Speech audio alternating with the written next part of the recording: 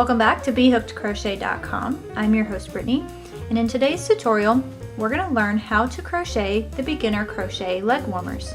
This is a free pattern that's available at BHookedCrochet.com, and you can find the link to that pattern in the description below. For this tutorial you will need 2 skeins of Lion Brand yarn, Landscapes yarn in the colorway of your choice, a size 6mm crochet hook, a darning needle, and a pair of scissors. Let's go ahead and get started. To begin, we need to start off by creating a slip knot. To make a slip knot, you want to take the tail end of your yarn and you want to wrap it around the index finger of your non-dominant hand 2 times, coming towards you. Now you're going to take this back strand and you want to lay it over the front strand, and then you want to grab that front strand and pull it up and over the tip of your finger.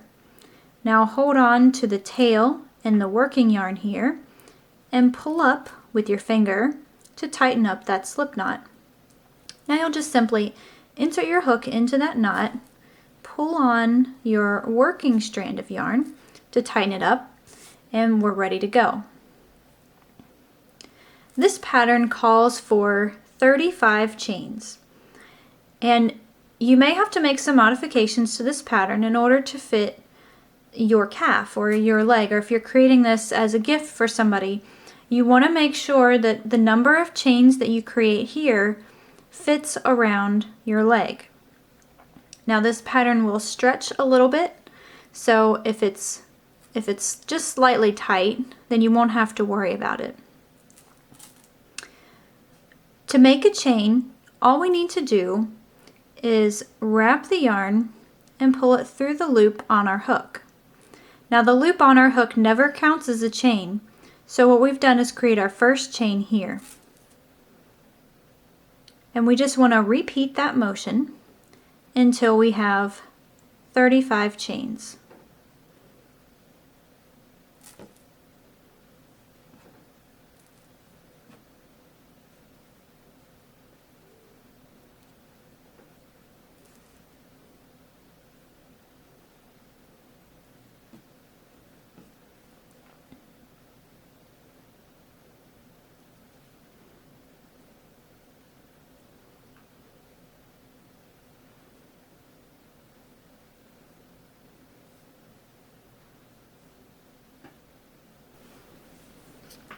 Once you have crocheted all 35 chains, you want to take a second to make sure that this fits around your leg. So basically what we're going to do, we're going to join it to the beginning in order to start the tube basically that we're creating.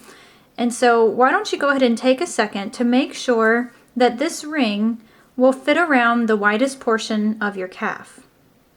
If you need to make it smaller, then you'll simply use fewer chains. Now you can do this based completely on what fits you. There's really no modification that needs to be made to the pattern. You just want to make sure that you start out with enough chains to fit around your leg. If you need to add a few chains, then you may have to purchase 1 extra skein of yarn. So when you have 35 chains, you will have exactly enough yarn to crochet. Basically we use 1 skein per leg warmer. So if you're using more chains, you'll be using more yarn and you'll need to buy an extra skein. Now that you have the proper number of chains that fits around your calf, we're going to go ahead and turn this into a ring. So one of the most important things is you need to make sure that your chain isn't twisted. We want to make sure that we've got, I like to look at it from the braided side. I think that's easier to see if it's twisted. So we want to just run our finger down and make sure that we're not twisting it, and then we're simply going to fold it around, because as I said, we want to join it with our very first chain. And once we're certain that it's not twisted, then we can just simply insert our hook into this first chain, and you can just go under 1 loop of the chain is fine. And so you've got your loop that was already on your hook, and then you've got the chain looped around. And so then you just want to take your working yarn wrap it over your hook, and then you just want to pull that loop that you've wrapped through both of the loops on your hook. And what you've done there is create a slip stitch. So we've slip stitched this closed, and we're ready to start on the first round. This entire pattern is worked using the double crochet stitch. And if you're familiar with the double crochet, you probably understand that it is the height that's equivalent to 3 chains. So to start off this round and every other round, we're going to chain 3.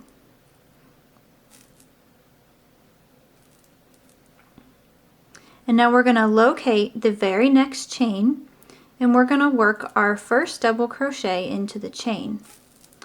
Now something I like to do, because I like the way the finished edge looks when it's created. So you're probably familiar with the fact that there are 3 loops or 3 pieces of yarn that you can work into when you're working with chains.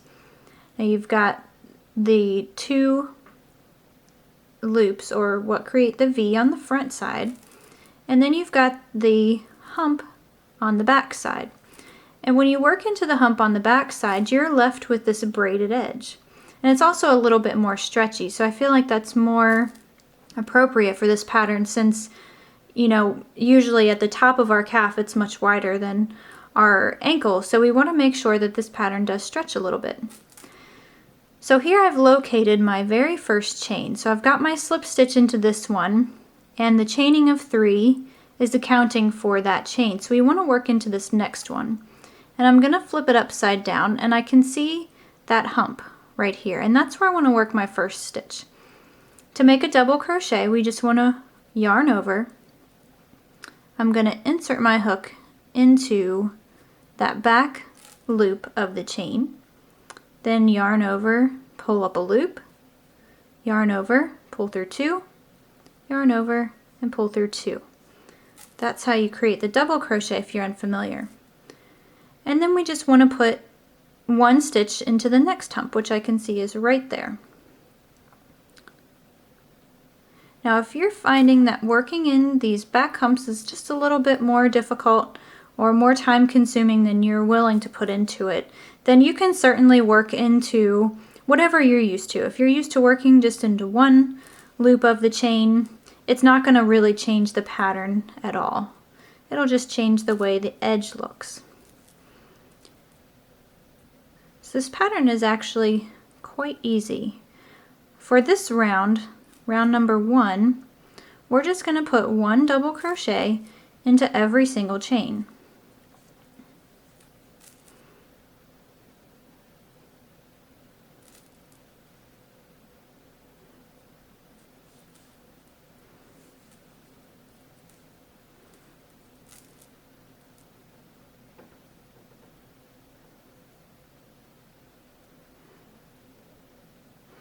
And we just want to make sure we're not twisting the chain up as we go along, because if your chain ends up getting twisted, then it's going to mess things up when we have to join it when we go around. When we meet back around to the other side, if our chain is twisted, then it's going to make our work twisted.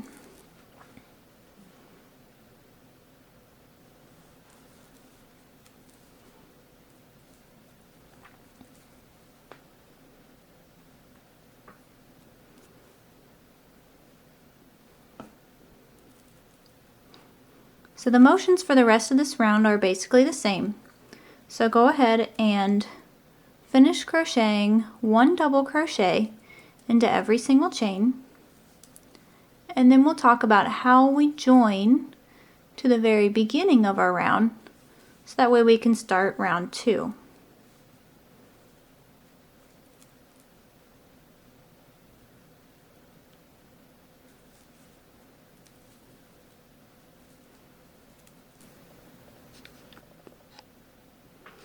Once you have made 1 double crochet into every single chain, we're ready to complete round 1. And something you'll probably want to do just to make sure that you're on the right track, you want to make sure that you have 35 stitches, including the chain 3. Okay, we're counting that as a stitch. So we started off with 35 chains. We want to make sure we have 35 stitches. Once you're sure that you have the correct number of stitches, we're going to join our work here with the third chain from our chain 3. So I can see I've got 1 chain, 2 chains, and this one right here is my third chain. And I'm just simply going to insert my hook into the chain. I like to catch 2 loops of the chain when I join. So basically I've got the top loop and the back hump of the chain under my hook, and then I'm going to slip stitch. So I want to yarn over and I want to pull that loop through the chain, and then I also want to pull it through the loop on my hook. And that's how we join at the end of every round. To start off round 2, again we want to chain 3. So 1, 2, and 3. And now we want to put 1 double crochet into every single stitch. Now, as I said before, the chaining of 3 counts as a stitch. So we need to locate the next stitch where we want to work. And you might be inclined to work into this hole right here. And that's actually not where we want to work. That is the result of the slip stitch into the chain. So basically this is the chain here. And we can see if we look right next to it, we've got this stitch right here. That's our first stitch. That's where we want to work. So we just again want to double crochet, and for this pattern we're working under both loops of the V. So we want to make sure we catch both of those loops when we're double crocheting. And we're just going to do that for every single stitch. And again, at the end of this round, you should have 35 double crochets.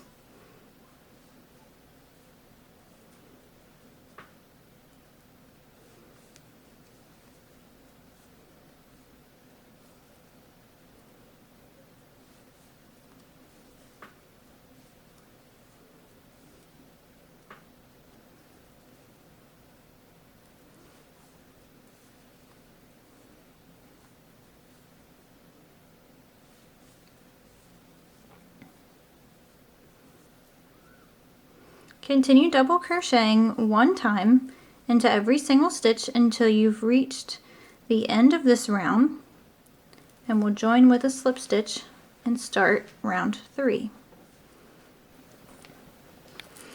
Once you've made it to the end of round 2, again we just need to join to our chain 3. So we're going to pick the third chain, insert our hook into that chain, and slip stitch to seal off the round. Now round 3 is going to begin the same way. We want to chain 3, and we just need to put 1 double crochet into every stitch. Now again, we're going to make sure we skip this stitch right here because that's what's associated with this chain. So we want to go ahead and put a double crochet in the next stitch. The pattern repeat for this project is really quite simple. I've demonstrated now 2 rounds, and we're working on the 3rd, and the pattern is the same throughout the rest of the project. All we need to do is chain 3 at the beginning of the round, put 1 double crochet into every stitch, and join with a slip stitch. And we'll want to repeat that until we have a total of 28 rounds. And with this yarn, if you're following along with the same yarn, it's really simple to be able to count your rounds because this is color changing yarn, and so pretty much every round was going to be a different color.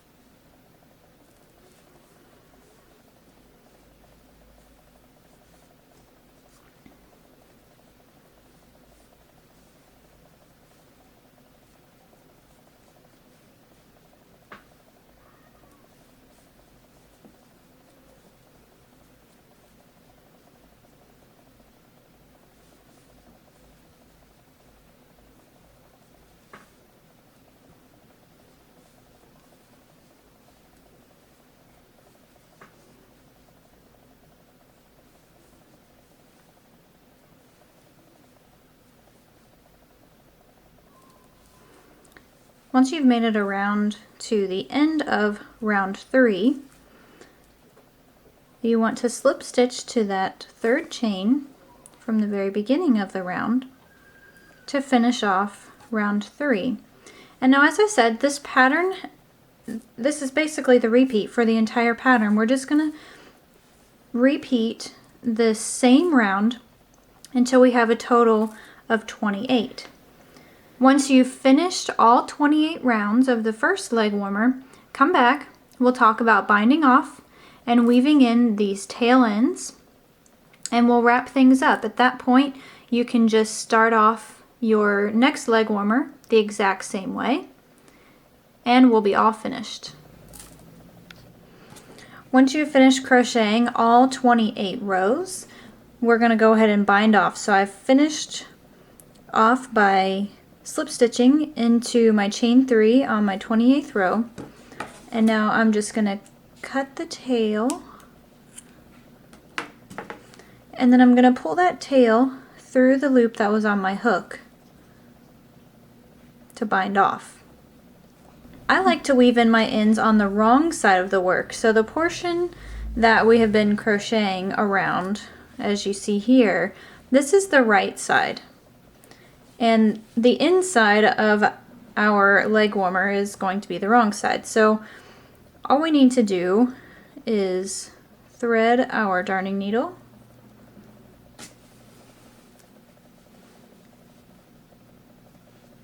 and then I just want to take the tail, I'm going to work it back through this stitch, and that's going to kind of seal off that little gap there, and then I just need to work the tail through several of the stitches, and I'm going to go back and forth as many times as I can, and that's going to secure the tail in place so it doesn't work its way back out.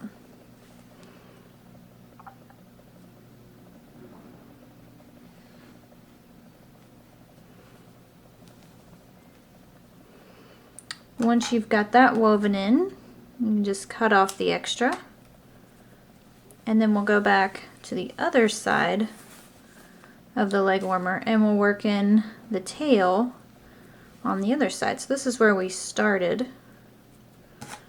We're just going to treat this the same way.